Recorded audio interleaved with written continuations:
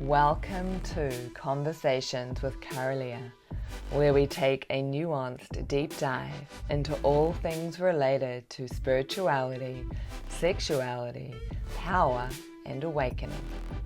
My name is Kara-Leah, and I'm your host for this journey.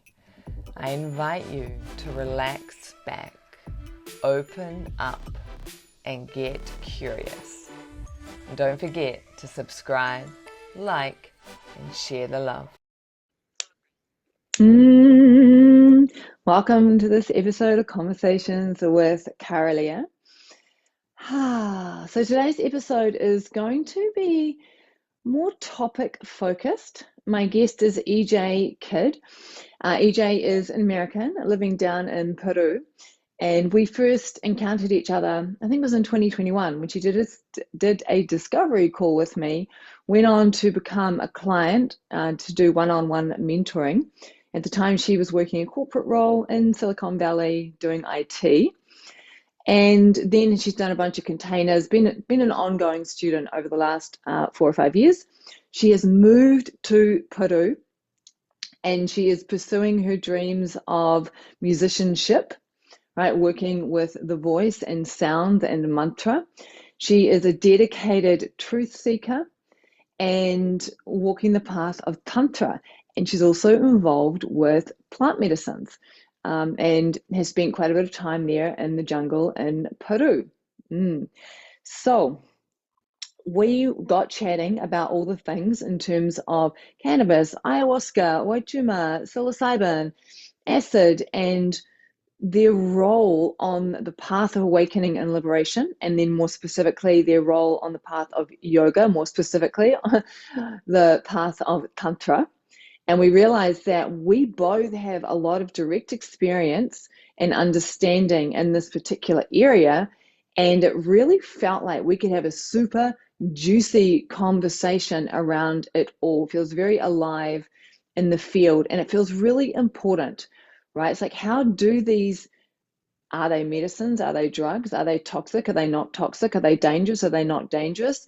Should one work with these things if one is dedicated to the path of Tantra and or yoga? Where does it fit? Does it not fit? So we're going to dive into all the things. Alrighty. Let's bring EJ on, shall we?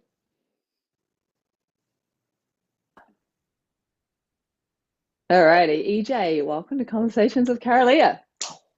Yeah, thank you so much for having me. I'm so stoked. Yeah, where in the world are you right now?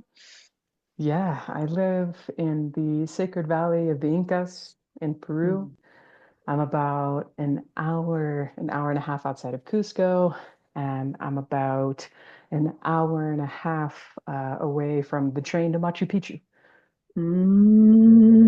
Okay, just sailing into the land there. Because I'm still on the same, like, is it considered part of Turtle Island, or is Turtle Island only North America? Like, Mm, like I it don't is, actually know. yeah, neither do I. But yeah, so we are connected because I am currently in Squamish, just above Vancouver, in the Pacific Northwest. Okay, so I'd love to hear a little encapsulation. Like, we're going to dive in and talk all things Tantra, yoga, cannabis, ayahuasca, Wachuma, psilocybin, the role, what they do, how to work with them, whether to work with them even at all, the dangers, based on our own direct experience, plus also some teachings I've received from my teachers, and no doubt that you've received from your teachers. Before we do that, let's establish a little, like, how did you end up living there? Like, a little, kind of share the adventure from where you, because obviously you're American. How'd you end up there?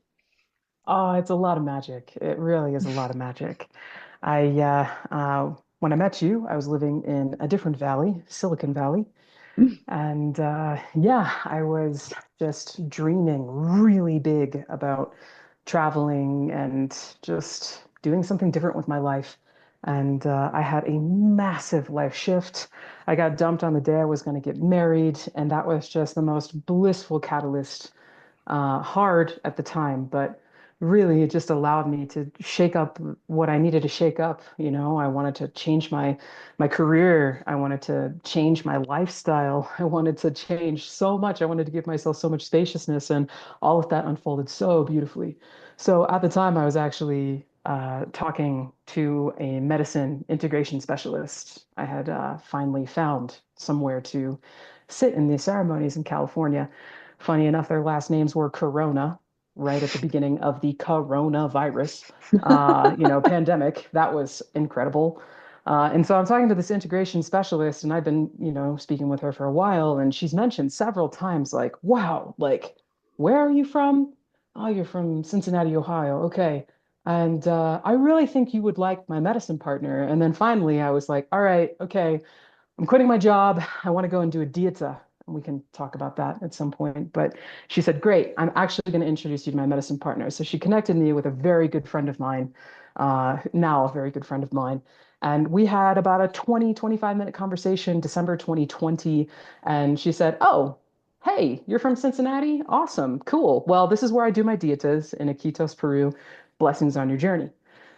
Done. Like no more connection. And I go and I do my first Kala Tantra immersion in Quito, Ecuador.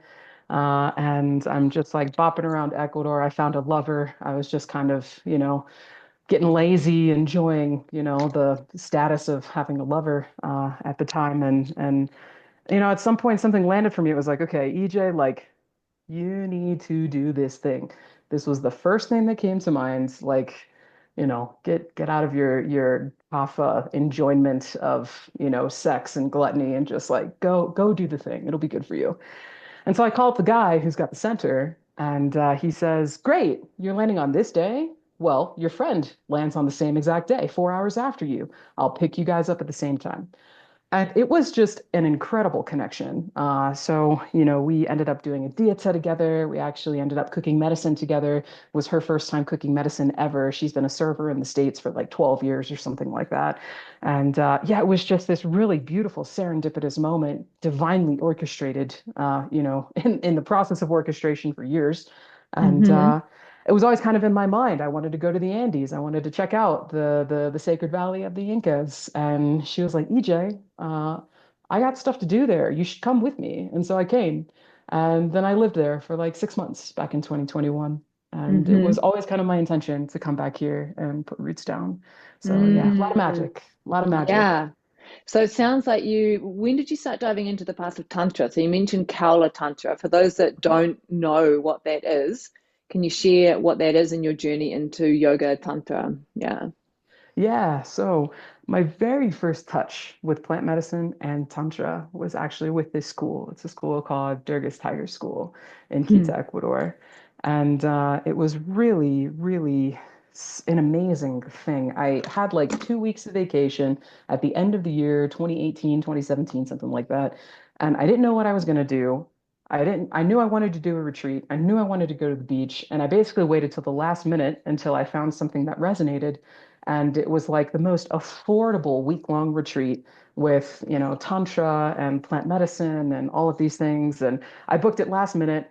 I'd never been out of the country by myself before. I'd traveled with my family before, but by myself, and I had to navigate these little buses and everything to get there. And yeah, it was a real, I literally had somebody named Angel who helped me in the middle of this. I got plopped down in the middle of this dangerous town, and they're like, "Oh no, you sweet little gringa! Like, I'm gonna let me hook you up with this hostel. Like, I'm gonna take care of you." And it was really just a precious, precious moment, divinely guided by a woman named Angel. And yeah, I ended up there, and we started doing these Kaula Tantra practices. So it was very much an embodied practice. Like there was no talk of like anatomy, there was no talk of theory, there was no talk of any of this stuff. It was just do the posture and breathe. Do the Mm. posture and breathe. And alongside of that was shamanism as well. And Mm. so it was the first time, like I'd been doing hatha yoga, love hatha yoga, bless hatha yoga. But there was just something that resonated differently for me here. Hmm. And it was just the direct experience of being in a posture rather than thinking about all of the things about the posture, Mm-hmm. that really, yeah, just switch something on for me. Mm-hmm. And were there view teachings? Because Kaula is a specific lineage within the tantric system. Like in Tantra, there's lots of different lineages. Yeah, did you receive view teachings? Like, what was the context beyond the postures? hmm It was the embodied Mm, means mm-hmm. of direct realization. So it was, my first time ever touching anything like that. Yeah. Being able to just experience for myself, what do I see inside of myself as a practice of this embodiment? What do I Mm-hmm. feel? What is reflected in nature as a result of what is Mm, happening inside of myself? And mm-hmm. yeah, that's really what started my love affair with this, or just Yeah. So walking the path with this. how has your relationship with Tantra and your sadhana developed since then? What's it look and feel like now? Yeah, it's, I would say that was an amazing foundation. It got me into my body in a way Mm, that, gosh, it was just potent. I just felt like it tethered me into my body to be here forevermore in full awareness. It's like it was amazing. mm, And, as I've kind of walked along, my path with this, I've found Shaivism. I found practices with you, with mm, Christopher Harris Wallace. I have both of his books downstairs. And I've watched all the videos with Christopher Compkins. And I very much feel like it has turned into less of like, let me get on my mat and do mm, this practice. And it's more of, I think the word is sahaja. It's like mm, this like pratibha, even like this like just like mm, spontaneous flow of me and life through me and allowing that to unfold. And I feel like I take that into nature a lot. I feel like mm-hmm. I take that into my day-to-day life a lot. I take that into music. And Mm. yeah. Yeah. Okay. There's a couple of threads I want to pick up here. I just want to acknowledge and bookmark for a moment that you are also a musician. So we'll come back to that at a certain point. And I want to dive into the piece. Like, I'm really intrigued by the fact that this particular retreat was offering Tantra and psychedelics because Christopher Wallace is emphatic. Like, I'm actually Mhm. going to read his direct quote on this because he is emphatic around this. One of the things he says is ayahuasca is a sacramental drink developed within the context of a specific spiritual tradition and cannot be legitimately divorced from that context.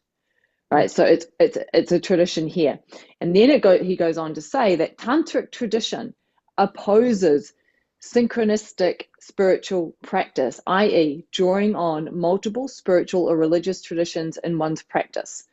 Right, so what he's saying that therefore, because tantra as a path says no synchronistic spiritual practice, therefore ayahuasca is not compatible with a tantric sadhana. Right? So what he's pointing to in this is that if you are a committed tantric practitioner on the path of tantra, you do not mix and blend other things. And he goes into the whys and hows of that. We'll leave that aside from now, right? And here you are at a retreat that is tantric and working with psychedelics, right? Now this is juicy stuff that you and I are going to get into. And I want to say that we're not talking here about what is right or wrong, good or bad. Our intention in this conversation is to explore the territory so that you, the listener, as a student, as a practitioner, can bring in far more clarity and intentionality for whatever it is that you choose to do, right? Recognizing that a lot of people are working with the practices of Tantra, but they're not actually walking a Tantric path. And Christopher Wallace is speaking directly to those who are committed tantrikas, often initiated, walking a tantric path. And what he is talking about is what the tradition itself says in the tantric texts. So when he's taking that, this is not what he thinks about it. This is him saying, it says in this text this. He's a teacher of the tradition as the tradition is laid out. All right, thoughts around that Yeah. so far, Yeah. EJ? Yeah, what do you got Yeah. on that? Gosh, the thing that really strikes me about Tantra having anything in there in the classical texts that say do this and don't do this, like Tantra is not a dogmatic construct. Yeah, Tantra is a self-dissolving and a self-eating. It's like the ouroboros, the snake that is dissolving and eating yeah, itself. And so, anything within the context of Tantra will dissolve itself once the thing has been used for the tool, which is a way of being, a yeah. paradigm shift, an embodiment of something. And so, Mm, I can't say I understand that, a strict tradition and a strict traditional approach really works for some folks. yeah, And that's just not, yeah, I don't think yeah. that is, yeah, that's my perspective. I Let's leave love it at it. that. Okay, so I want to Yeah. highlight one thing that you said about Tantra, right? And this is that Tantra recognizes that everything is a tool, everything is and it eventually dissolves. And Tantra says even Tantra itself eventually dissolves. And it's one of the very, very few spiritual traditions or religions or paths that takes Mhm. that perspective that it itself must dissolve within the realization and the coming to the fruits of the path, right? Which is distinct. Now, one of the reasons why Christopher says, one of the things that Christopher points to in this is that when you focus on the path and you start to weave in other paths, he says that it undermines the efficiency or the effectiveness of your path because it is as if you were saying, I don't fully trust and believe that this has what I need in order to realize, therefore I'm going to pull from other things. So that lack of trust in the effectiveness of the pure path undermines its effectiveness. So Mhm. that's one of the reasons he gives for it, right? However, I'm as I feel into this, there is a difference between pulling on the tools or the practices or the teachings of many things and weaving them together, which I think is what he's pointing to, and wholeheartedly being tantric and bringing something onto the path within the tantric way. And like you said, you'll use it as it liberates or dissolves what it needs to, and then it falls away. You see the difference I'm pointing to there? Yeah. Yeah. Yeah. Yeah.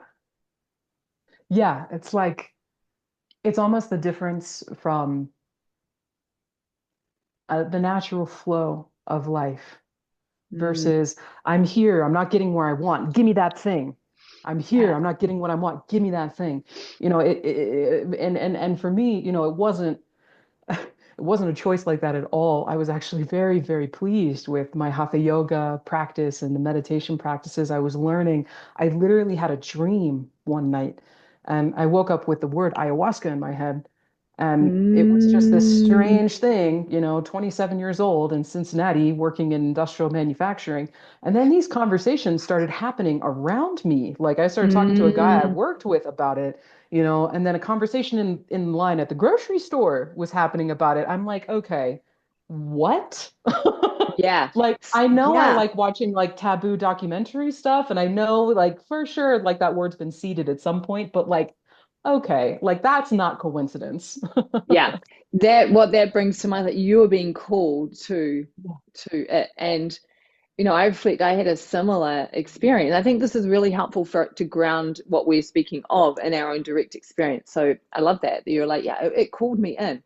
Um, yeah, I was living in Mount Maunganui and started to see San Pedro cacti everywhere, right? Because you can grow it in New Zealand. And then I was just seeing it everywhere. And I just had this sense. I was like, there was a curiosity. I was like, I'm going to, work with that at some point. And I just knew there was a knowingness.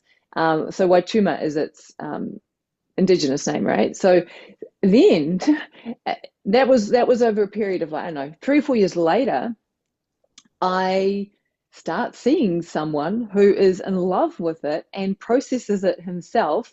Like he's a natural, he just, and so he shows up on our first date with it. And it was like the Yeah. universe saying, now you begin this. And that began, I think it was maybe a 2-year cycle where I felt called to work with that. And anytime I work with anything, I bring it into my practice and I do it ceremonially, even though I might be working with it with just myself. I didn't go to Wachuma ceremony. I worked with it myself in ceremony, etc.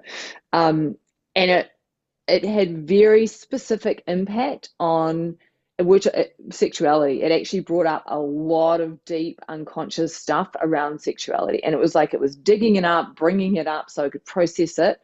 And then at a certain point, the pull toward that medicine dissolved, pretty much done. And I haven't had it since. And it's just not really a thing. It's just like, as you said, it felt like it served a role on the path and then it just dropped away. And I don't know what will happen in the future. I can't say. Because there is that sense of the deep surrender to the goddess of Sahaja, the spontaneous arising, where I'm not doing this so much anymore. It is doing me. And we're going to have some disclaimers around this because this is challenging and dangerous. And it's very, very easy to delude yourself and be an illusion around your relationship with something if you are choosing to work with it. EJ, back to you in terms of, have you had similar experiences where you've had particular things like we talked about your relationship to Tantra and your journey into that. So you've started to share some of your Aya journey. Yeah, overall, what's your journey been around plant medicine, coming into ceremonies, and then what? And then what Mhm. happened? Yeah, yeah. Oh, yeah, gosh, this is just so close to my heart. Yeah. I just really love this conversation. This is, I've had a very dynamic relationship with plants in my life. I grew up very religiously, and as a result, complete aversion to, until I had a blessed friend in high school that said, EJ, it's okay to experiment. And I'm so grateful for her. I started working with cannabis at a young age. Well, not super young, 18, 19 is when I started. Yeah. And I went from a little bit of dependency for sleep to complete aversion into a mode where it's just, it unfolds when it unfolds. Mm. Cannabis really was my introduction back into yoga. So, especially once I decided like, oh wow, this hot yoga stuff, I love this. I would like smoked out in my car, go into my hot yoga studio and have the best day ever, And that was like after a 10-hour workday sometimes, and it was still the best day ever. And I did that every day. And, it was Mm. just such an amazing opportunity to come home to myself and to say, you know what, nature offers certain medicines that call for different reasons, and Mm. and I've had a very similar experience that you've had, right? Wachuma hasn't called again. I am in a long period of marijuana not calling. Cannabis isn't calling to me right now. Yeah. And that just is what that is. Mm. But I feel like I'm losing the question here. Can you reflect the question again? Yeah, yeah. The question was really your journey with plant medicines over the last how many. So you're sharing what's happened with cannabis. You stepped in with Aya. Yeah, Yeah, yes. Yeah, so from that place of having worked a lot with cannabis, I did go into this retreat doing Kara-Leah Tantra and working with, and actually it's a medicine called Yahe. That was my first medicine. Very, very similar to ayahuasca, just a little bit different tradition, a different area of the world, and they've got different names for what they call these medicines, maybe slightly different species variations on the plants that they're using, but the same thing, you've got your MAOI, which inhibits the enzyme in your belly that allows the DMT to actually make it into your brain. So that was actually my first medicine with the Kofanai tradition. hmm And it was really, really beautiful to just have this like there was something that I couldn't get at, like I yeah, just like there was this like existential unease. Like I wasn't fully happy. And when I was really honest with myself, it was like, okay, 60% of the time, 70% of the time, I know there's more than just working in industrial manufacturing. And, I got into this first ceremony and I was expecting to get just like fucking bulldozed. Can I cuss? Is that okay? Yeah? Yeah, totally. Yeah? Cool. Fuck yeah. Awesome. Yeah. Well, I was expecting to just get like hit over the head by the side of a barn door or something. I don't know. I just expected it to floor me. And that's not what happened at all. It was just so beautiful and Mm, visual and kind. And it was like I could just like breathe with nature as me. And there were these frogs in the area that were just singing constantly. And there was just this thrum of the universe and these overlaying of frequencies. And I got out of that first ceremony just like, whoa, yeah, that yeah, does exist. yeah, It does exist. yeah, It exists. yeah. And So here's a question before you do. Do you now experience that without any medicine? yeah, Yeah, yeah. yeah, It doesn't yeah. quite take me in the same way, but there Hmm. is an increased sensitivity to subtle energies, and there is Yeah. an increased sensitivity to nature speaking and Mm, nature spirits and things of that nature as well. yeah, I think it's a field. Like I feel yeah, like it's just my yeah. field is much more sensitive now. Yeah, Uh-huh. Yeah. yeah. Yeah. Did you want to add anything else to that before I? Yeah, well, if I could say this, I went back to the guy who was facilitating the medicine, and I just told him, I was like, look, I feel like there's something I need to get at here. Like this was beautiful. It was an amazing introduction. There's no fear. I just have like full trust in this, and it finally helped me get there. Like there was just such an undeniable experience of Yeah. the way that I stored pain and disappointment, and I was Mm, living someone else's life. I wasn't living my own life. yeah. And it helped me to look at that. It helped me to look at the things that were conditioning me. It Yeah. helped me to understand that I am not that. I've been meditating, Mm, so hum, so hum, so hum. I am that I am, that I am, that I am. But it allowed me not only to like meditate it and keep it in my mind's eye, and I'm sure I would have gotten there. Another 10 years, I'm sure I would have gotten there, right? yeah. But it let me see it now, you Yeah. know?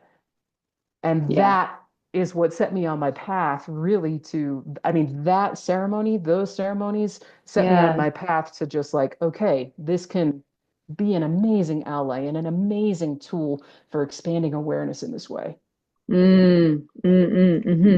I think that the critical piece here, like the danger here, is that when we go into these kind of ceremonies or we work with plants, if we're choosing to do so, like we're really speaking to people who are on the path of awakening and liberation, the tantric path, the yogic path, right?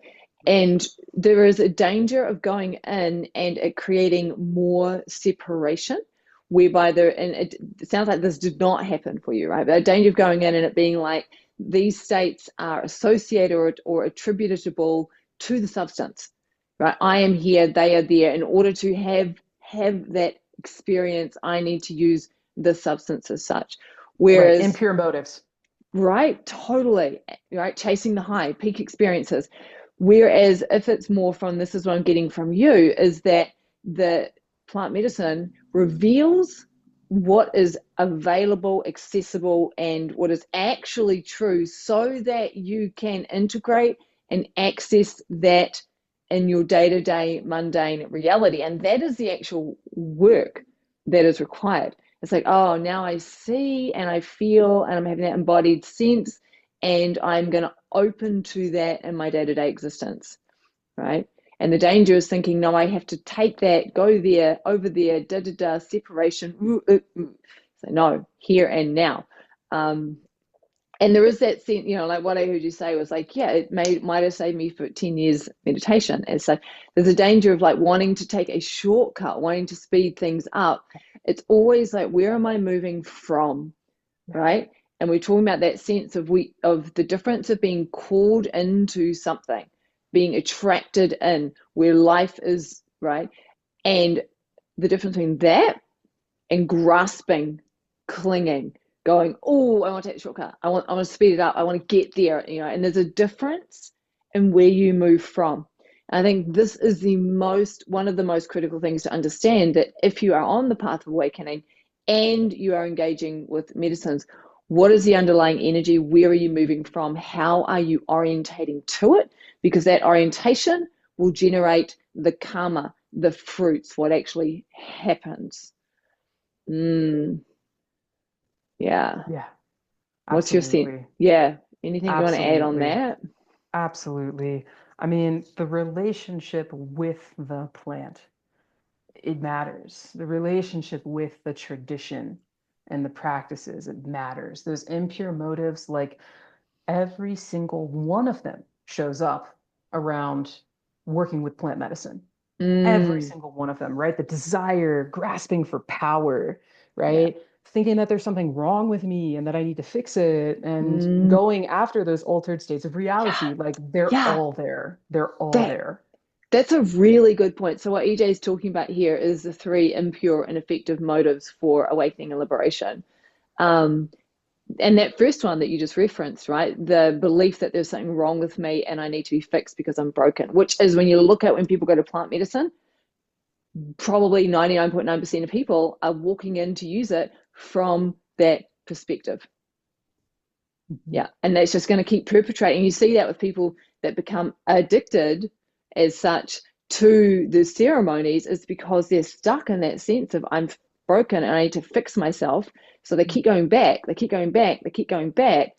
However, if you're working the path itself, which brings us into an embodied sense, right? Back to the embodiment piece, right? That embodied sense of our own inherent wholeness, because what we are is essence, nature, awareness. Yeah. Then there's a different relationship, because if we're being called to it, there's a big piece I want to get into before I do that. Yeah. Any reflections, anything on that, EJ, you want to share from your own experience? Yeah, absolutely. Absolutely. I feel one of the patterns that I've seen reflected in myself early on my journey with this plant medicine, and I see it reflected in plant medicine communities, is, oh, I've had such a big week. Oh, I've got to go sit in ceremony. Like, oh man, my boyfriend, this, that, and that again, oh, I better go clean this shit out in ceremony, And there's this it's like this, I don't know, it's like brushing your teeth or like doing a colonic or something like that. Like, I don't know, you don't want to brush your teeth too many times a day. You don't want to do a colonic more than 3 times a year. And Yeah. there's just this purge, purge, purge, purge, purge. Like, and there's almost Yeah. this forgetting. Like there was this moment where, I had one of my friends, the same woman that led me to Iquitos. She sat me down and she was like, EJ, what are you doing in my ceremony? And I was just like, whoa, okay, thank you. Like, thank you. And it was just like this like light shining on just like what are you doing? Right. And what's interesting about that is, while this medicine is so incredibly empowering, it reminds me so much of who and what I am, and that, I am a sovereign being that carries the universe within. And at the same time, there was this disempowering pattern, right? Yeah. That I was getting into with it. Like, Yes. oh, I need another one. Yeah. Yeah. Yeah. I love that you're sharing that. It's like dependency and giving one's power away, because Mhm. what that sense is like, I need to go to the ceremony in order to do the work, Yeah. Yeah. in And order to, I don't want to say like chemical dependency, because that is not at all what was no, unfolding there. It yeah, was like I don't know, psychological. yeah, psychological dependency almost in a way. Yeah. Yeah. Yeah, for sure. Absolutely. I love this so much. I want to just have a quick look at some of the things that Christopher Wallace says around this. I think this is really relevant. He acknowledges, like, my own use of psychedelics in the past was part of my fetishization of peak experiences and altered states. And this specifically delayed my awakening by many years, right? So this is a pitfall on the path. If you're walking the path of awakening and liberation and you happen to be working with plant medicines, and this is going back to what you said, EJ, in terms of the second impure motive, which is grasping for peak experiences, that there is a point where it becomes a pitfall on the path. And your teacher, so that's so beautiful, your teacher literally said to you, what are you doing in this ceremony? Right? Yeah. So that's a question, like for those of you watching, you may want to ask yourself and be aware of, am I fetishizing? I'm not sure I'm saying that right, but am I turning it into a fetish?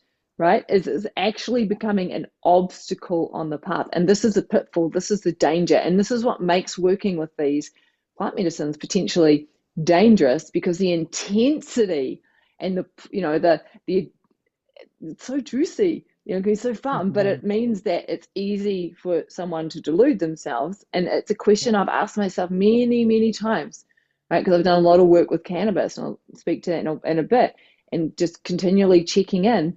Is there a dependency here? Is there a psychological dependency? Am I genuinely being called? Is this actually supporting me, or is this becoming an obstacle on the path? I think if one is going to walk this path of working with this, there has to be such a high level of embodied self-inquiry, and or having the teachers around you who are able and willing to see and call you out on it.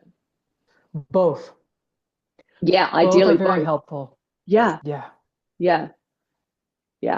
So because you're living down there in Peru and you're around medicine ceremonies and community, etc., what else do you see in terms of pitfalls or dangers for people that might be walking the path? Because not everyone this is important to realize too, not everyone doing plant medicine ceremonies is on the path of awakening and liberation.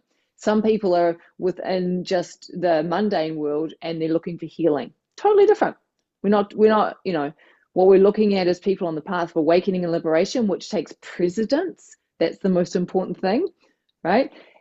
Who are also potentially working with these plant medicines. What do you see unfolding as pitfalls, obstacles from your own direct observations and or experience? Yeah, absolutely. Honestly, Christopher Wallace has a lot of truth in what he says. There is a lot of chasing peak experiences. And, the interesting thing about these medicines is sometimes they will, oftentimes, especially with ayahuasca, yahe medicines, that have DMT in them, oftentimes the spirit of those plants will be a very big guide. And there's a lot, it's like 80 to 90% of the guidance of the plant and 10 to 20% your intention, which is not to say that your intention doesn't matter. If you've got 10 to 20% like ability to impact your ceremony with intention, you want to do that, for sure. But the thing about this is as well, these peak experiences sometimes will reflect our nervous system states as well. So, for instance, I am a chill, tranquilo person. I experience bliss often. I love my life. It's great, and I feel that in ceremonies. I feel that with plant medicines. It reflects what's unfolding in the reality of my experience. And also, too, the reality of the experience of somebody who's cycling on something, you know, and I've been there before. I've been in a cycle about something, and I've gone, to these medicines for wisdom about this. It has reflected the cycling. It's what the fuck am I doing? Oh, here's the problem. Why is this a problem? Oh, wow, here's a reflection that might be helpful. And oh gosh, this is such a problem. Like I don't know, it's almost like I want to be in a cycle. And so like because there's like some part of me that's like not actually in the market for resolving something in some way, like I can't let go of some kind of conditioning to allow me to expand into another paradigm. I'm just contracted. The medicine will reflect that. you know? And Mm. at times that's also very attractive to somebody who is stuck on something, sincerely stuck, and bless them, bless bless the trauma that they've endured that brings that into their embodied experience, bless what happened and what unfolded that led to, this cycling for on something, right? Yeah. But it also can do that, and Yeah. so it can almost it's like begets like. I Mm. like to be happy and blissful, ergo, I'm often happy and blissful in ceremony. If Mm. I like to be in a pattern of cycling, then sometimes these medicines it will just happen more intensely Yeah. inside of a ceremonial space. That's another pitfall in that as well. I have others, but Yeah, please I'll make a speak to that comment. one first and then we'll come because I love this idea of just going through the pitfalls. It feels really useful for people. Yeah, Okay, yeah. so here's what Christopher Wallace has to say on this. I love how I just managed to pick out the great chart, the quotes on it. Dee, dee, dee, dee, dee. Yeah, you have a knack for that. Yeah, I can't now. Now she says that, and she can't find the quote. But what he points to is not outsourcing wisdom, not having a sense that what you are being shown by when you're in a plant medicine ceremony is the ultimate reality. He's like, what you are being shown is the co-created reality because the plant medicines have a spirit, like you said, they're an entity, right? And they are not ultimate. It's not Shiva necessarily, although occasionally, like he talked about a time when Pratibha, the deepest intuitive wisdom, Deva, came through an ayahuasca ceremony for a particular practitioner. But often, what is happening? It's the medicine spirit and you co-creating, and to be really Mhm. aware of that what you are seeing is not necessarily ultimate truth. It is a reflection Yeah. of all of those things and the perspective, the viewpoint of the plant medicine. And sometimes there's this idea that the plant medicine ayahuasca knows everything or is the ultimate whatever, but it's still, it's from a walking the path perspective, it is not pure consciousness. It is still an element Mhm. within it. um Exactly. It is God, both Shiva consciousness and also Shakti. But I feel like these medicines often are, particularly ayahuasca, and Wachuma, there's particularly a lot of Shiva consciousness related with these medicines because mhm. it just shows you what is in your experience, and what Mm, you make of that, and so it's like, yeah, it's like stepping into like just this like level up of Shiva consciousness and Shiva awareness in that way. yeah. And again, what you make of it is a really important thing because Mm. often it's metaphorical, right? So Yeah, exactly. you're still seeing and perceiving. So whatever your unconscious illusionary filters are, well then what you're experiencing in the medicine ceremony is still being seen through all of your unconscious shit. Now, Mhm. ideally, when Right. you're working with a shaman or someone amazing who's holding the space, they help you to pierce your perceptual filters so you can see what has happened with more clarity, right? Mhm. Mhm. Have you had experience of working with, because I haven't done a lot of work with other people. Like I've done a lot of my journeying by myself, right? Mhm. So really working in that way. Tell me about your experience of different facilitators, different shamans. Do you see the range of skill level, one could say? Or, Yeah. yeah, yeah, Yeah, I mean, this lends itself to another pitfall, which is you see a lot of 20 and 30 something year old Westerners with less than 10 years of experience deciding that they are called to serving the medicine after a year, or they are called to serving the medicine after 2, 3 years, right? And they're just not qualified, Of course, some people are talented in these spaces. Of course, some people have some natural capabilities, but and this kind of goes to this pitfall, right? This is another pitfall. Like you see yourself with this, like, oh, I was a shaman in the jungle, and ergo that means I get to claim this for myself. Now I saw it in a vision, right? And it's taking the visions as reality. And it's also this entitlement in a way, it's really Mm, just entitlement, and it lacks patience, it lacks introspection, it lacks the self-inquiry that's necessary to really like say, oh, I'm going to devote myself to this path. I read something from one of a really well-known medicine facilitator around here, a guy named Alonso Del Rio, and he says, okay, you think you're going to walk this path? Like, give it 10 years, do this for 10 years and then check back in with that. Another one of my teachers also said the same thing. Oh, okay, you've decided to do this? Great, that's devotion for 7 to 10 years. Congratulations. Like it's mm, no, you've yeah. just started. You've just started. And so in that way, I feel like that kind of lends itself to the widespread of skillfulness and lack of skillfulness, and it's also very interdimensional as well, because yeah, there's a lot of Western facilitators that are around, but you also have lots of Indigenous facilitators. And it's really interesting to observe the different levels of skillfulness and to observe the impact that ayahuasca tourism and that colonialism and capitalism has had on the medicine. So we could speak to that more, but I feel like you've got something you want to add here. No, no, keep going on because I think Yeah, this is important. Actually, I'll add a little piece. please. Yeah, I think what's coming through really clearly here is that whatever your conditioning is will be informing your relationship to the medicine, your relationship to ceremony. And like you said, someone going in, they've done a year or two, 3 years of ceremony, and it's like, I want to be a shaman. Great. Well, 10 more years of ceremony, and then we'll talk about the next steps Mhm. rather Yeah, than now I start serving after 3 years or yeah. whatever it might be. So, yeah, keep on because I think the impact of capitalism, colonialism, all of that. Let's discuss that.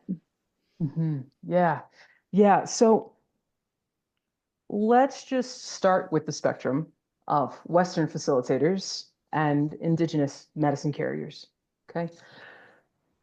In the Indigenous medicine carrier pure understanding of their history and tradition, there's this collective community aspect to their beingness.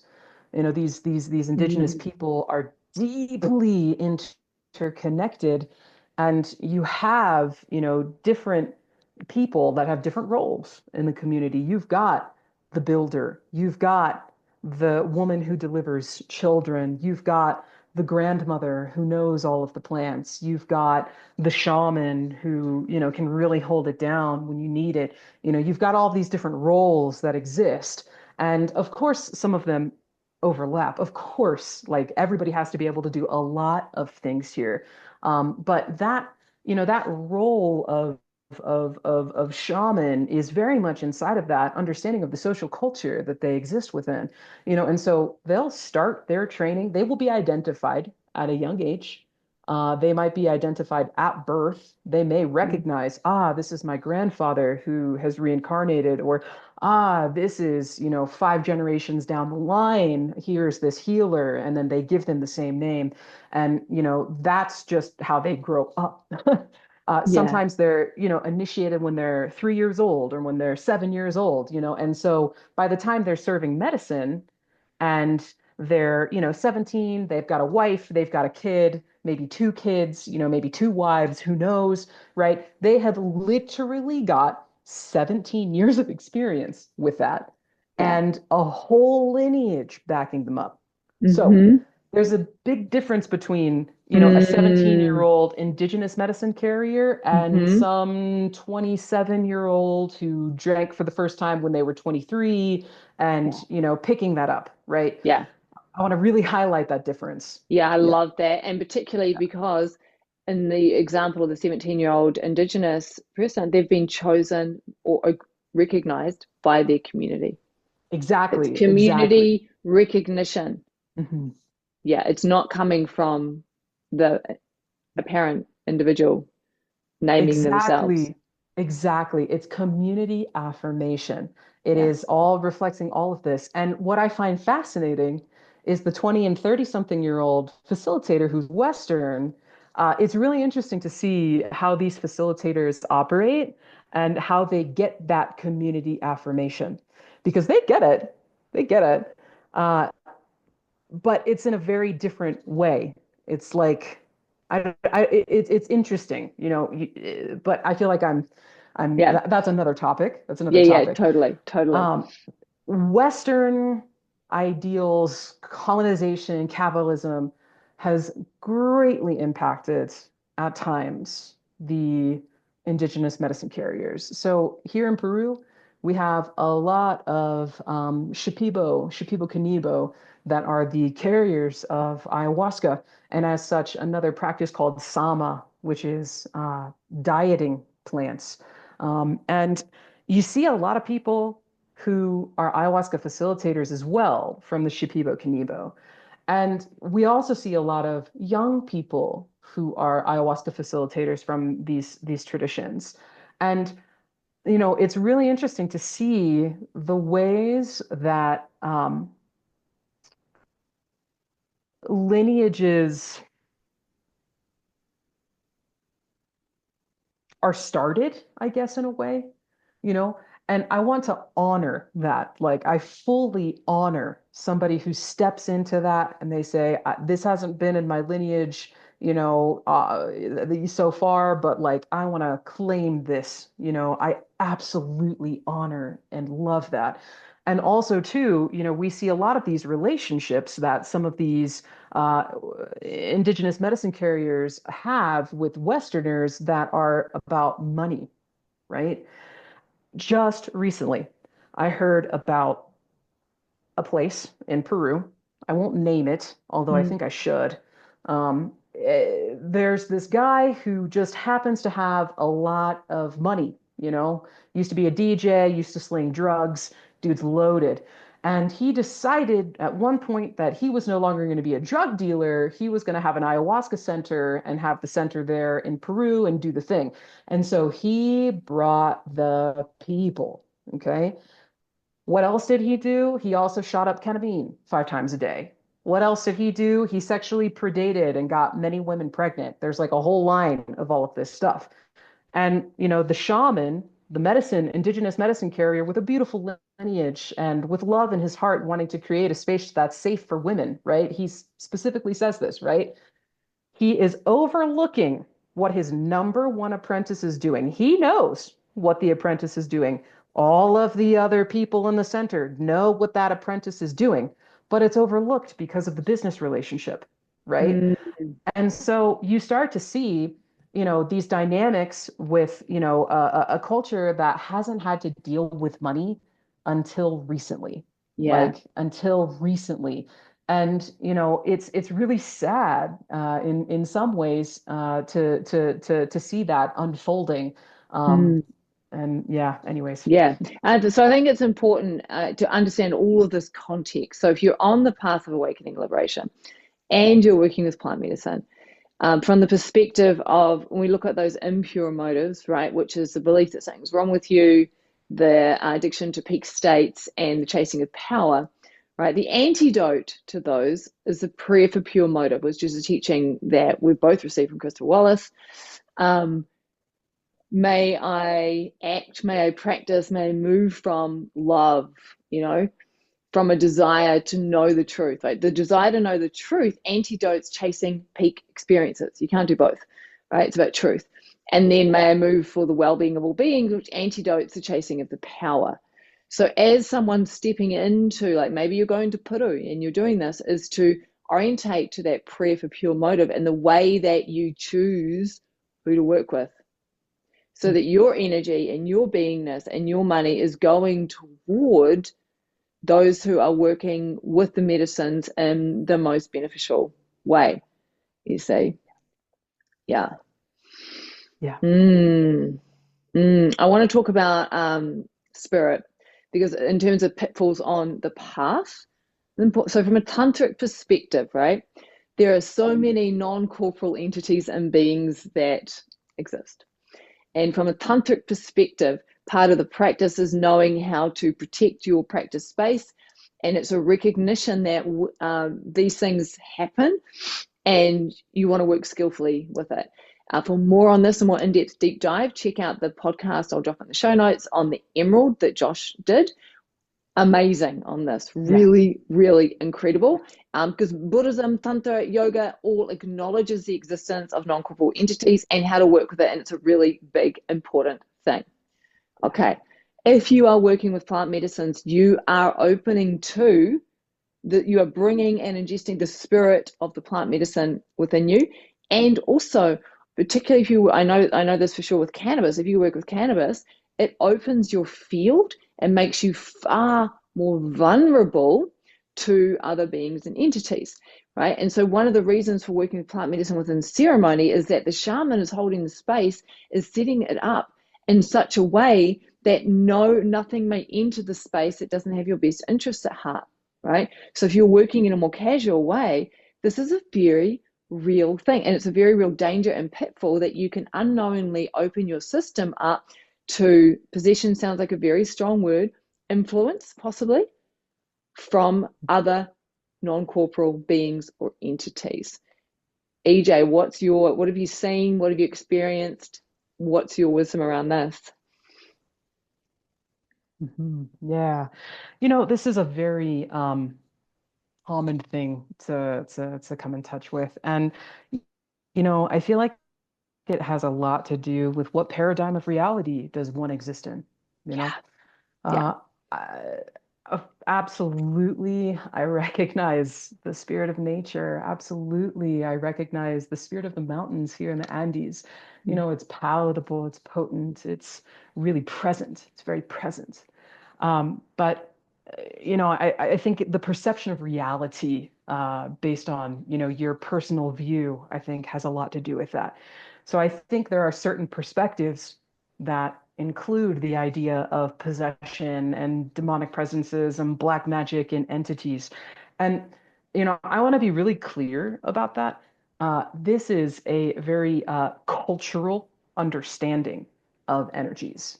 This is the idea of black magic and dark magic, in terms of the Shipibo tradition, they've got, the throwing of darts and things of this nature that can create sickness and cause you to lose your house, or, all of these things and the way that I kind of understand and contextualize that for myself, having grown up in a Western culture, is, how do you explain the hard stuff that happens in the jungle? Like, it is a hard place. It is. There's so many poisonous animals, so many poisonous bugs. There's so many parasites. There's so many illnesses. How do you explain it? Oh, this shaman shot a dart at that shaman, and that is what that is. And I find it really, I find that to be a very cultural understanding. For myself, I didn't grow up in that cultural understanding. And so for me, what am I opening up to? Of course, I'm opening up to, nature. Of course, I'm becoming more sensitive to what's unfolding in the field. But for me, I don't see them as entities. I don't see them as that. I perceive things from the lens of energy and the quality of energy. And so uh, of course, sometimes there's a heavy energy, like, oh wow, there's a density. But I feel that in life too. Like, I can feel that in a person. I can feel that in a room, in a space that I can say, oh, there's a density here. Oh, there's sadness here. And it's like, for me, I feel like I'm opening up to what's in the field. And what's in the field is a reflection of me. And, I have the opportunity when I see difficult reflections to hold that and purify. One of the difficult reflections for me is anger, just like self-righteous anger. That I find that really hard, right? And so when that shows up in my field, like, I could call that demon. I could call that the demon of the Church of England. I could call that the entity of Protestantism in, the Southern Baptist church. I Mm, could call it that, right? But what I see is a reflection of me. So mm. maybe Yeah. that answered. Yeah, I love that. And I think it's a really important way to understand it, right? What is the paradigm within which one is moving, Mhm. right? And that's why if from Krista Wallace's perspective or from Josh's perspective, if you are committed to the tantric path, for example, and you're opening to the tantric paradigm in order to awaken and liberate, from the tantric view, all of this is real. And so therefore, this is how you orientate to it, right? And when you look at things through a different lens, like, through one lens, someone might be said to be possessed, like, the Bible, we look at the Bible, right? And Jesus driving the demons out of someone. From another lens, that might look like schizophrenia, right? Right. Mhm. And I don't think it's a conversation around who's right or who's wrong. It's actually more of a conversation of which lens is more useful in order to work with what's arising. Mhm. Yeah. Exactly. Yeah. Exactly. And Yeah. so I think if for myself, I have started to work in the tantric way. Like in the tantric way, whenever you're doing deep ceremony, or for example, if I'm leading a retreat, when I lead online containers, I create, visualize, sense, imagine a dome of flame that surrounds us, that no being may cross unless they have our best interest at heart. And for me, that's become Mm. a very simple, effective way to seal the space and make it safe. Is it necessary? Don't know. Does it generate a particular bava? Like, it makes me feel a particular way, right? And from the Mhm. perspective that ultimately, potentially, we are generating reality, if it's then it is needed and effective, because that's what's happening. Yeah. And Right? that's a very common practice Yeah. that these indigenous medicine carriers also employ. It's the use of something called an arcana. And arcana is literally sometimes, right? I think there are various ideas of the use of an arcana, but in the way that I'm referring to it is at the beginning of a ceremony, you'll see the medicine facilitator, the indigenous wisdom carrier, they'll sing in the ascended masters. They Yeah. will sing in the plants that are there to hold the space. And sometimes even visually, people will see it as like a column of light that's coming into the space and just like holding the space from all areas. Yeah. Yeah. Yeah. I mean, I've had experiences that have felt as if a dart was sent my way, that then led to very specific physical symptoms, etc. I mean, I guess I can see the multi-layered nature of reality through this particular lens. I, had a flare up of my back injury because of yoga stuff I was doing. From this lens, it was energy that was sent from one person, from someone else to me, that had an impact on my energy field that then led to that, right? And from another perspective, it was their unconscious thought form that I happened to be super receptive to because of my own conditioning and programming, right? Exactly. So all of these are different ways to describe something that unfolded, right? Yeah. And so, and then it's like, oh, what's most useful for me? And actually, for me, all of the levels were useful. One, I looked at the conditioning in me and dissolved that. Two, I did energy healing work, which dissolved the energy dart as such. Three, I worked with my physical body with physical yoga, and all of that collectively resolved what I was experiencing. Right? So it's a multi-dimensional way to perceive and interact and work with reality. Because is it interesting, like Tantra, its roots are shamanism, right? Mhm. So, when you talked about that original Tantra retreat that you went on, you were like, yeah, it was shamanism and Tantra. And shamanism works with different plant medicine. So we're back into that again. Um, Anything you want to add on that? Ever Right. circling, ever Yeah, I know, circling, ever which is great, because spiraling. this is Actually, I'm going to go straight into this particular quote. So within Tantra, there is actually what is called the path of poisons, right? And I have not been able to find that much information about it. It got referenced, and I was doing some work with a tantric teacher, and I asked him about it. I said, I would like to know more about the path of poisons, because I felt as if I had been called to and was working with that, but I just didn't know what it was, right? So I'm like, I think this is happening for me. And his response to me was, don't do that. You'll go crazy. It's too dangerous. No, no, no, no. And I was just like, dude, I've already experienced psychosis. I'm not afraid of psychosis. Psychosis might unfold, but I will not be in it, because I'll be, like, and it felt to me like I got where he was coming from his perspective, liability, this and that, too dangerous, don't want responsibility. I am not going to share with you, you know. However, from my perspective, I was like, it might have been useful if you could give me some guidelines, or you could point some things out, because this appears to be already happening. It is already unfolding, and I am just feeling my way. And it's ended up being beneficial, because I've had to be so discerning and so cautious as this has unfolded for me, because whenever you're working with plant medicines, the danger of illusion and delusion is heightened, increased, and magnified, right? And so the critical thing to understand about the path of poisons, right? This is a direct quote. This quote comes from Dharma Bodhi.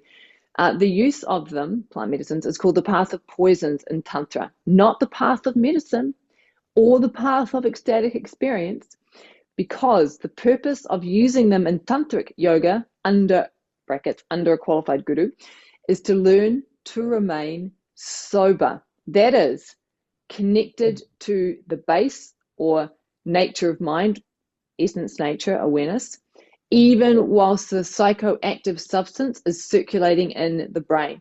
This is quite a different goal than that of the seeker of experience. And I think this is the critical differentiation for any of you who are on the path of awakening and working with plant medicines to directly understand, is that you are training yourself to stay sober whilst on the medicine. And what that means is that the medicine is unfolding, and what you are still orientated to yourself as awareness and essence, nature, the entire time, which means you can actually hit pause and interact with the mundane world if required, because you are sober. You are not possessed or identified or lost in the actual unfolding of the substance, the psychedelic experience.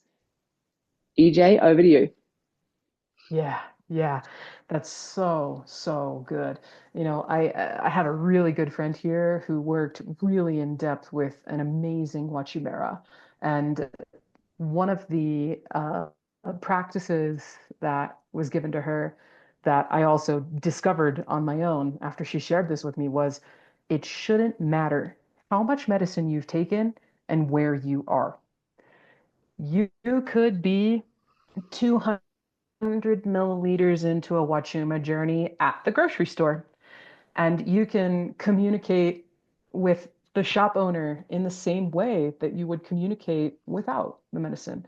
It's almost like, and in this way, I feel like that points to a teaching with the medicine, like why are we doing this? Like, why are we getting Yeah. into, why are we opening up ourselves in this way with this medicine? And it's like, it's almost like teaching like this integration of being a deeply in tune to the field, in tune with life, in tune with that which is and that which is unfolding in nature and in yourself and in your community, and being able to see and hold all of it, all of Yes. it. And Yes. it's like, and what I find really beautiful is, I've been exploring that practice a lot myself recently.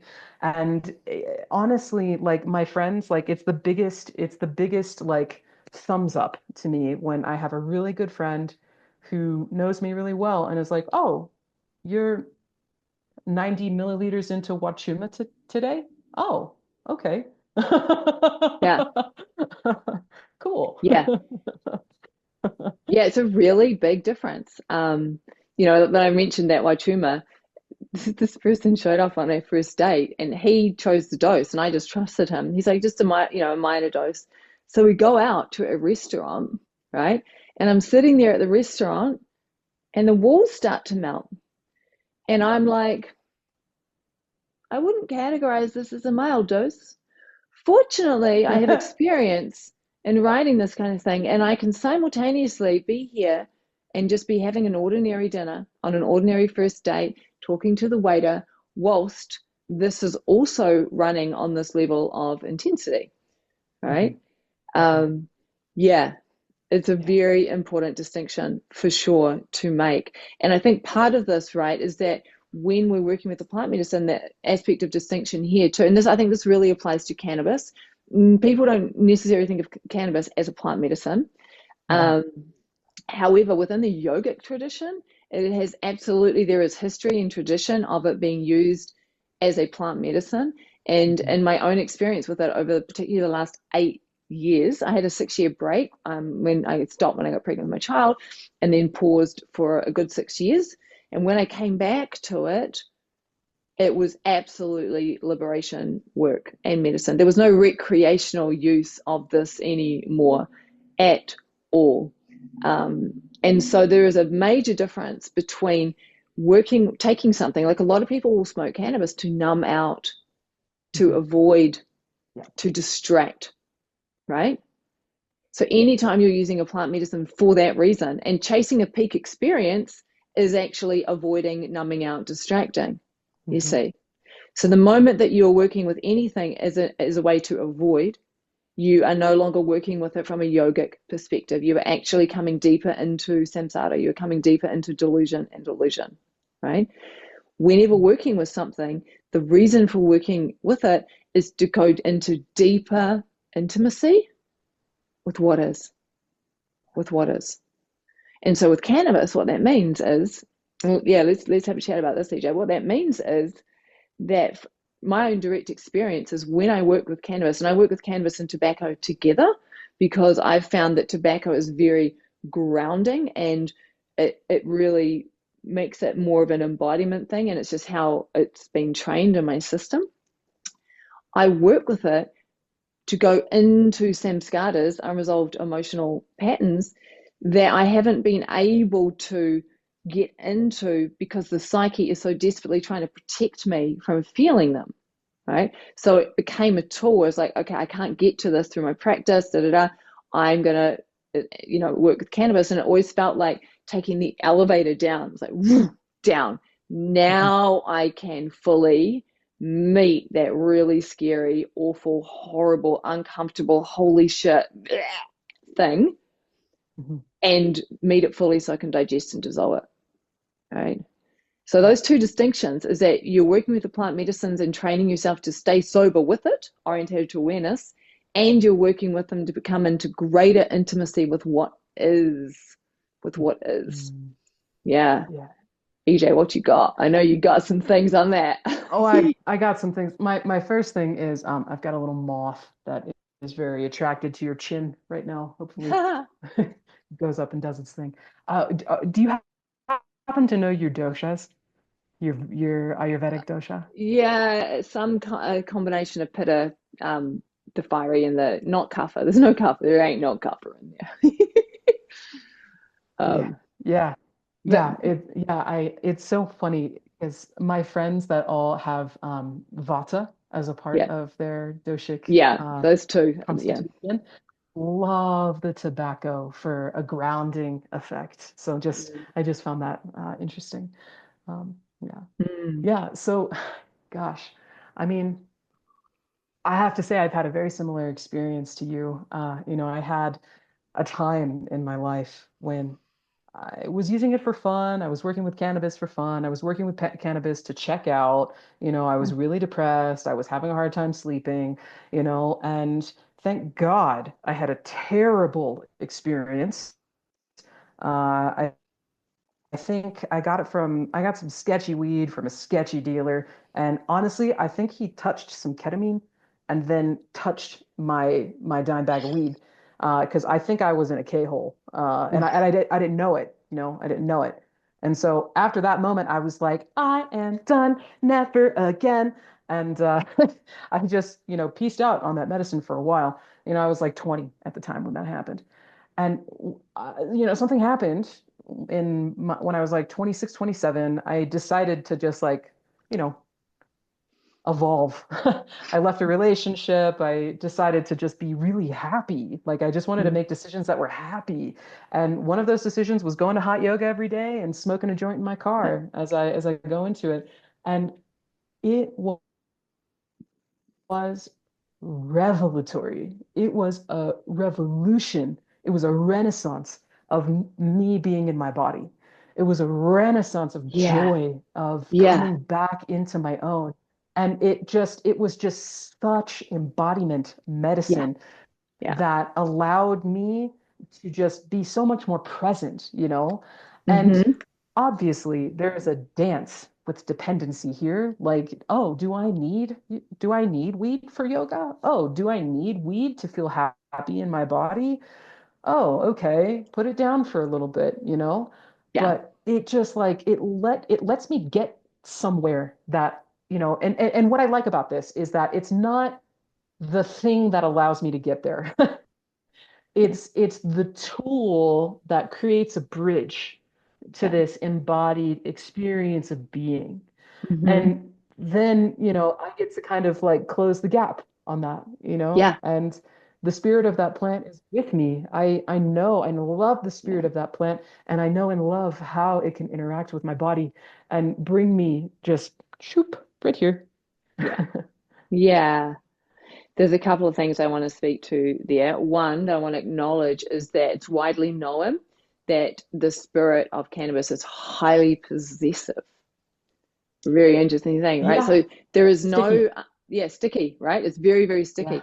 And like of all of the substances, it is the most sticky, the most possessive, because there is no physical withdrawal. There's no physical dependency with cannabis at all, but there can very much be psychological. Again, we're looking at how you frame things. You can say psychological dependency, but from another perspective, it's possessiveness of the plant, literally wanting to own you. And one way that someone described it to me is like, yeah, when you smoke cannabis, it allows the cannabis to have an embodied experience through you, right? So through you. Mm. So that's worth being aware of, is the pitfall of working with cannabis on the path, very sticky, very possessive. Mm. And like I grew up disassociated, completely disassociated. It wasn't until I started working with doing recreational drugs in my early 20s that I started to get into my body and things started to open up for me. And so as an embodiment tool for those that have tended to be more disassociated, had more trouble coming into the body, those who have had PTSD histories, or those that have had assault histories, abuse histories, etc., cannabis can be useful. And I'm just going to own this. I found it a very valuable tool to bring me into my body when I was terrified of being in my body, because it would feel as if there was someone there holding the space and holding me. And I went through a period of time where I was recovering abuse memories from childhood. And that started to mean I was having PTSD experiences where I would go into extreme disassociation and total freeze. I literally would not be able to speak. And it was, Mm. and fortunately I had a very supportive partner at the time, and he would know. He'd be like, you need to go and drop into your practice. And I couldn't even talk to him, intense experiences. And working with tobacco and cannabis in those moments, going into practice, I'm very much orientated to awareness, and the practice is holding me. That gave me what I needed to be able to go down in and find the samskara that was giving rise to the PTSD experience, the trigger, and go right down in and fully experience it in order to be able to digest it so that it was no longer there. And then I did not have another PTSD experience that was generated by that specific trigger. you see. So it was a very specific way of working with it. And the embodiment that you spoke about was a critical aspect. Absolutely critical. Yeah. But again, within the context of practice, within the context of knowing myself as awareness, as essence nature, within the context of going into greater intimacy with what is. It's a tool. So much a tool. Anything you want to add to that at all in terms of what you've noticed? Yeah, I'm just so glad to have, your shared experience with this. Yeah. I feel that smoking a joint for me is I'm accepting an invitation to fully drop into my embodied emotional, psychological, energetic experience. Yeah. I can't just have a joint casually anymore. Yeah. I can't have a joint that's rolled by somebody with addiction. I can't do that. I Yeah. have to have a joint in my own space, maybe one other friend, around. Yeah. But, I really need a lot of spaciousness to drop into that. One of the things that it does for me is it opens up my sense of, like, I literally feel I'm able to take in more information in my nervous system. And, medicines in general do that for Yeah. me. And so, if I'm able to take in more with my nervous system, like I need, I'm integrating, I'm not a highly sensitive person. My partner is. I know what that looks like. I Yeah. know what a neurodivergent, highly sensitive person is. And it gives me such a deep respect for that experience. Because like when I'm there with that plant, like I just need to be able to move Yeah. and drop into whatever is unfolding. Do I need to digest a samskara? Then I'll do that. Do I Yeah. need to move through resistance in some way? Then I'll do that. Am I not enjoying being EJ in this body on Earth? Why? Yeah. Why? What's And the obstacle? yeah, I have to look at it, Yeah. and now I recognize the joint for the invitation that I'm accepting. Yeah, right. That's it. Like you're on the ride. Paid the ticket, you're on the ride. There ain't no turning Exactly. back on this. Yeah. I want to speak to what you described. You were like, I think the dealer maybe ketamine, I was in a K-hole, right? I just want to share something that may be relevant to that. So I have a very dear friend who spent time in India working with the sadhus. Like he traveled, he dropped in and worked with the sadhus. So in India, there is tradition of working with cannabis within the spiritual context, which is not to say that all sadhus are doing that necessarily, etc. Right. But he got initiated into the Chilam ceremony. And Chilam is a very specific way. And it's interesting because the Chilam ceremony, you're always working with ganja and tobacco, right? So he comes back from India, having been initiated into the Chilam ceremony. He and I and another good friend of ours, we do Chilam ceremony. And that was the beginning of surfacing of, I spent about 4 hours on my hands and knees vomiting, purging, because it was dredging up the deepest samskara that I had suppressed, etc., etc. And so it literally induced vomiting, and like it was intense as fuck. And so there are times when I work with cannabis where that happens, right? There is an actual purging in the same way that you'll get an ayahuasca ceremony, right? Or a Wachuma ceremony. People are like, what? You vomit on cannabis? What's wrong? Like nothing's wrong. It is because you're bringing up stuff from the depth of the unconscious. And part of that is that sometimes I call it being slain by Shiva, because I will go into a space where I'm slain. I cannot move. So when you described the K-hole there, because I've also had experiences with ketamine in my recreational party days, been in a K-hole, know what that feels like. I was like, oh, you're right. There is a similarity to that. There is a similarity. So it may not have been, just to offer, it may not have been any corruption with ketamine. It might simply have been the experience of the plant at that point.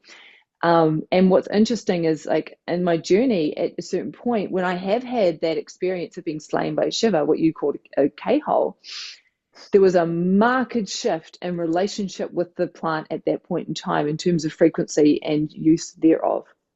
Mm-hmm. So that's really curious just to see that. And this is one of the reasons why EJ and I wanted to do this podcast, because we recognize that on the yogic path, on the tantric path, people aren't necessarily talking about this explicitly, and yet it's happening, and then Chris, like, for example, Christopher Wallace gives a very explicit teaching in terms of not compatible, do not do it, etc., which has absolute validation, and what he's pointing to is true and real within the nature of the tradition. The Dharma Bodhi saying, don't walk the path of poisons, it'll send you crazy, etc. Very valid, very true. It can, absolutely. And yet, some people will be called to this path, as EJ and I both have been, and working with it. And if we don't speak about our experiences, then how do we support other people to be able to walk with more skill? And just to be clear, neither one of us is advocating that anybody walk this path at all, right? Because of the risks, the pitfalls, the dangers. It is high level in terms of the amount of discernment that you need to bring to what you are doing, because otherwise you will pay the price, right? Whatever that price may be. EJ, yeah, I'm just handing the over. Yeah, absolutely, absolutely. I think that's a great point to make. I feel like sometimes people will come to the medicine, that impure motive, there's something wrong with me. Or people just get hooked on getting high and having these, spiritual experiences. And I've seen psychosis. I've seen, when somebody tries to force that Kundalini open. Right? You can, I guess you can. There are some ways that you can force that. But why would you play with that? Like, there's no, this is, the path of shamanism is the path of power, right? The path of personal power is how I see it.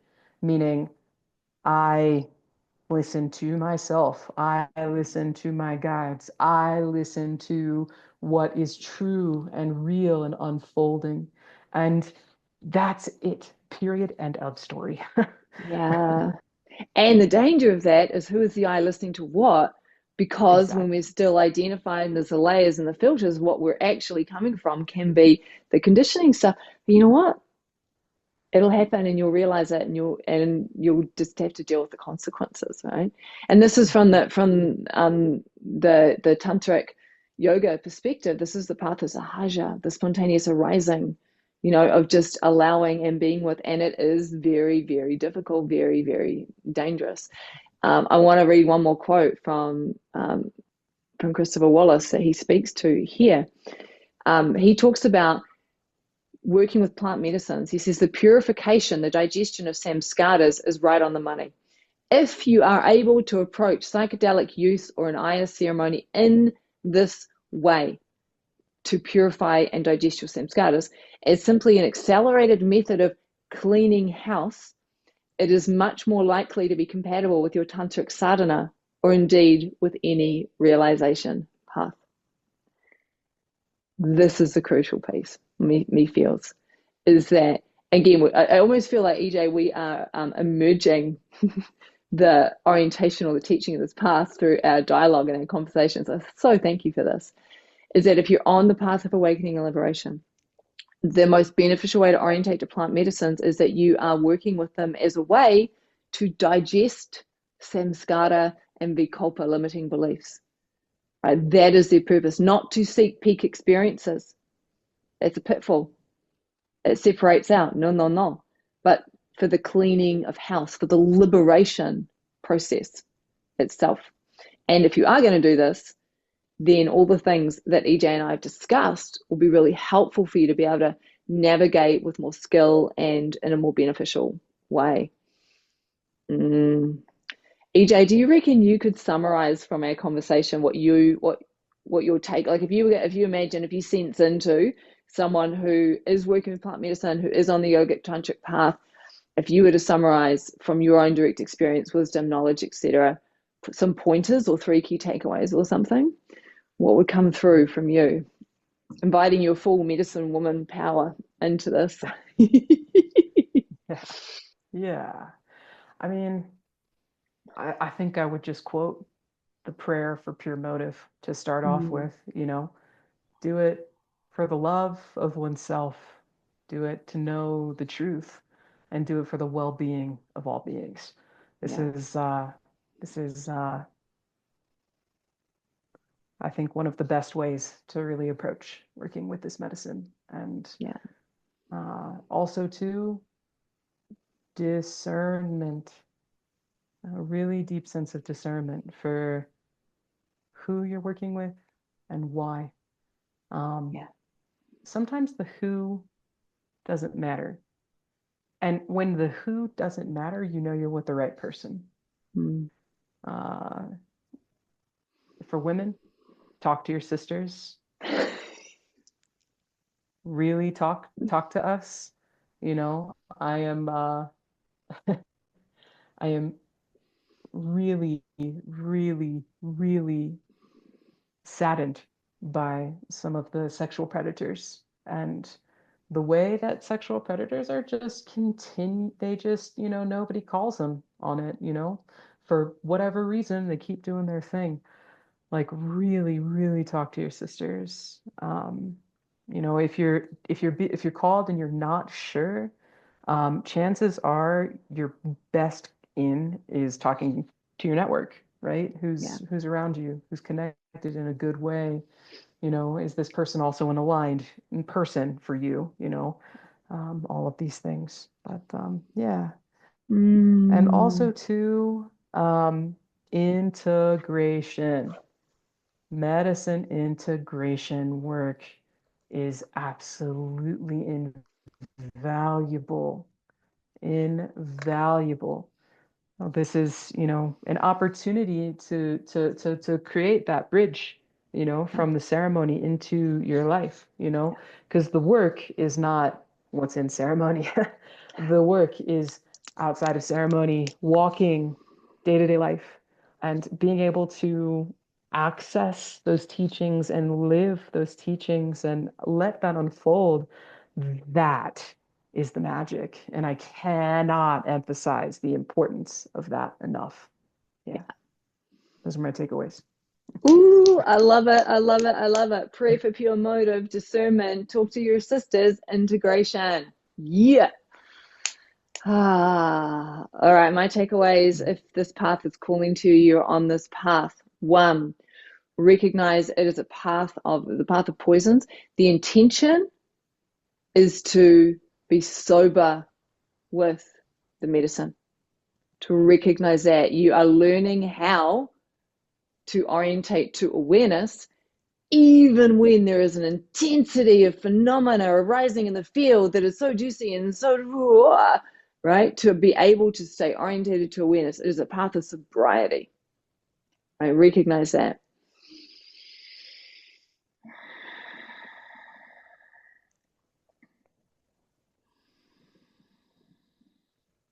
Recognize that it is taking you into greater intimacy with what is.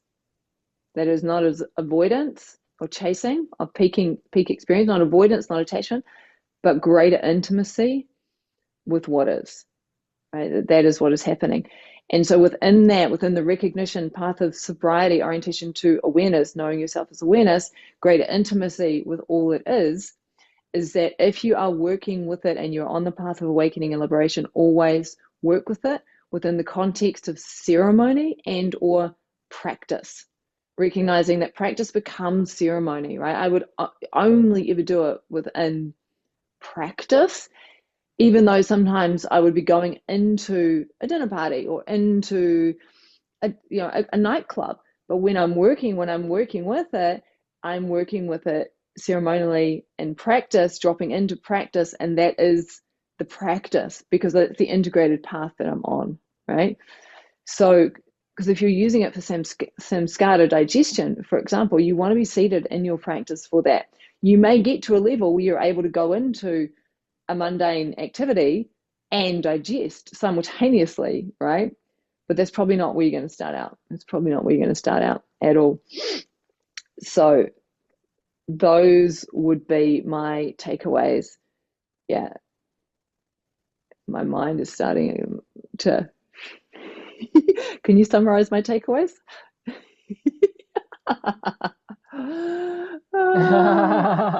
Sobriety. There was the middle one, and ceremony and practice. What was the middle one? Oh my God, lost my mind. Can't quite think. It's there. It's there. You guys watching it, It's you've there. got it. You've got it. And I'll make a note down in the show notes. Ah, EJ, thank you for opening this conversation and stepping in to join on this. Such a delight to watch your journey and see you blossom and unfold. If people want to listen, you do. We haven't even talked about you as a musician. You're amazing. You've got stuff on Spotify. You got stuff on SoundCloud. I listen to your SoundCloud stuff. Like you're just beginning.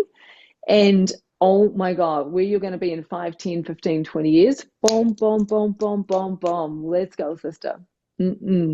Yeah. Yeah. So any Thanks final for the words plug. for the people? Yeah.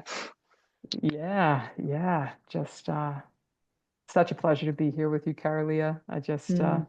I just love, I love how you're able to be present with what's unfolding. I really love the ability to hold all of these different perspectives, and we're not cutting anything down as a result. It's just a conversation. It's just an exploration. Why not? Why not? Yeah. And in terms of music, of course, Spotify and SoundCloud, and more is coming out. Yeah, I'll drop the links. And I just remembered point number 2. It was intimacy. Recognize you're using these to bring you into greater intimacy with life. Yes.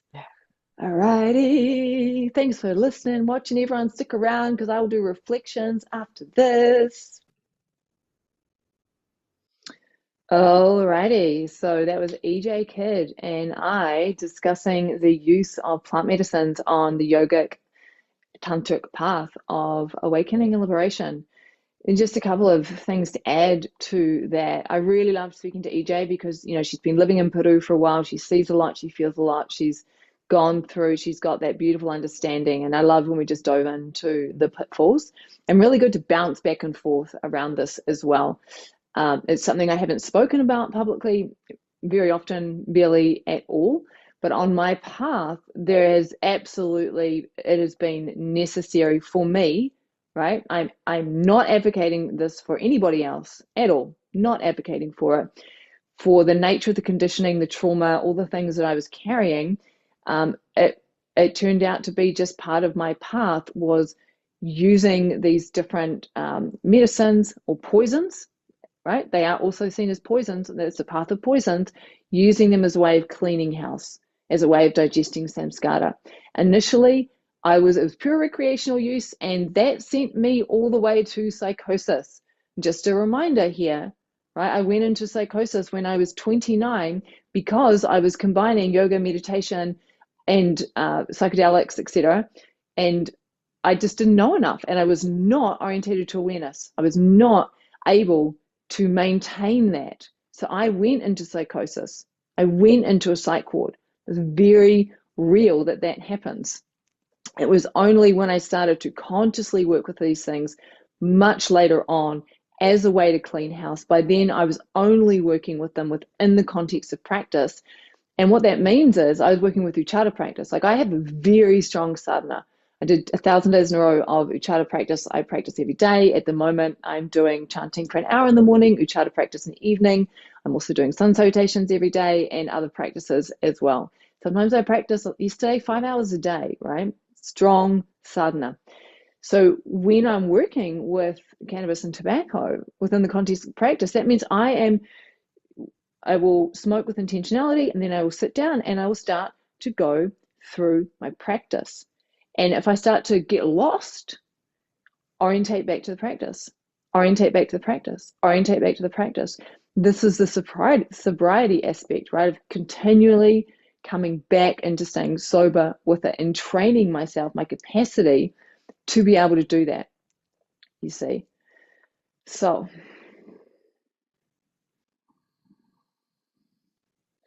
I'm just feeling in to see if there's anything else to add to it. This is not an endorsement. This is not advocating. It's sharing my own direct experience, some of the teachings of my teachers like Christopher Wallace, Dharma Bodhi. There's some very important things to say around this. As I said, if this is happening for you already, you've got the key pointers from EJ and I. Her suggestion was work with a prayer of premotive, discernment, and integration. And mine were path of sobriety, path of intimacy, path of practice and ceremony, right? It's all of those things, right? So they'll give you some tools, some understanding, so that if you are doing this, it can be less dangerous, less risky, and more beneficial, right? More beneficial, because the digestion of samskaras and the dissolving of vikalpas is part of the liberation process. If you're like, what is she talking about? Then see some of my other work. It's the core aspect of what I do. This is within the yogic or the tantric framework, right? There's the skillful means to liberation. One of those skillful means to liberation is the empowered means, or Shakta Upaya. And Shakta Upaya is working directly with the mental and emotional body and the energetic body. It's the dissolving of samskaras and the resolving of vikalpas, right? And that's very much been the yoga, the tantric path I've been walking for the last 10 years. It's the path that I study in, practice in, and teach in as well. Alrighty, my name's Kara-Leah. Thank you so much for staying all the way to the end. If you did, that means that you're probably top 3%. Congratulations, congratulations, celebrating you. Share it with all your peeps if you feel like this is beneficial. And blessings on the goddess. Oh my God. Blessings. Blessings on the goddess for this unfolding. Yeah. Thanks for listening to Conversations with Kara-Leah, and trust that you enjoyed that nuanced deep dive into spirituality, sexuality, power, and awakening. If you love my take on the spiritual path and you're looking for more insights like this, then make sure you subscribe and like. You can also check out my website, Kara-Leah.com. That's KARALEAH.com, and subscribe to my weekly newsletter.